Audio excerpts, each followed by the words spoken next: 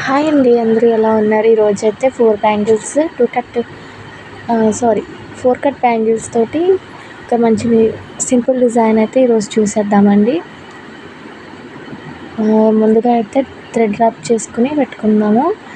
ఇలాగా ఆపోజిట్ ఎలాగ పెడతామంటే మీకు కనిపిస్తుంది కదా, ఒకటేమో ఒకవైపుకి ఇంకోటేమో ఇంకో సైడ్కి అలా తిప్పుకుంటూ కర్వ్ లాగా వచ్చేలాగా పెడదామండి. చాలా సింపుల్ డిజైన్.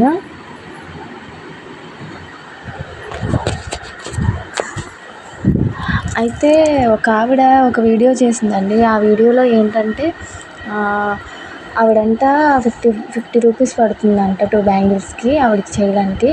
ఆవిడేమో 5 రూపీస్ మార్జిన్ తోటి 2 బ్యాంగిల్స్ 5 రూపీస్ మార్జిన్ తోటి సేల్ చేస్తుందంట. అలాగైతే మరి ఉన్న వాళ్ళేమో ఎక్కువ రేట్లు పెట్టి అమ్మేస్తున్నారు, కొనేవాళ్ళు పిచ్చోళ్ళ అమ్మేవాళ్ళు పిచ్చోళ్ళ అని ఒక వీడియో చేసి పెట్టింది ఆమె. నేను చెప్పాలనుకున్నది ఏంటంటే, కొనేవాళ్ళు పిచ్చోళ్ళు కాదు, అమ్మేవాళ్ళు పిచ్చోళ్ళు కాదు. థ్రెడ్ బ్యాంగిల్స్ గురించి తెలిసిన వాళ్ళు, అలాగే హ్యాండ్మేడ్ వస్తువులు విలువ తెలిసిన వాళ్ళు ఎవరు కూడా అలా చేయరండి.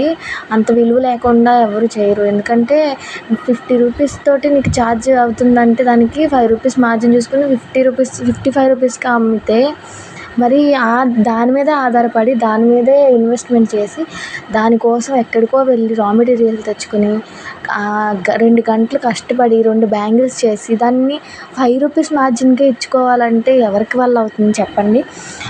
మనం రోజులో ఒక 10 అవర్స్ కష్టపడినా సరే ఒక 5 పేర్స్ చేస్తాం. 5 పేర్స్లోంచి ఎంత 5 జార్ 25 రూపీస్. 25 రూపీస్ కోసం 10 అవర్స్ ఎవరైనా కూర్చుంటారండి చెప్పండి? అసలు ఏమన్నా న్యాయమా అసలు ఎవరికైనా సరే? ఇది అంత తక్కువకి వచ్చేస్తే మాత్రం మరీ 250 రూపీస్ అమ్ముతున్నారంటే అది చాలా దారుణమేనండి. 250 రూపీస్ మరీ అంత పెట్టాల్సింది కూడా కాదు. కానీ ఒక బ్యాంగిల్ చేయడానికి 1 అవర్ పడుతుందంటే అందుకని మీరు ఈ హ్యాండ్మేడ్ ఐటమ్స్ విలువ తెలిసిన వాళ్ళు ఎవరైనా సరే వాళ్ళు రేట్ ఛార్జ్ చేసి కొంటారండి, నాకు తెలుసు.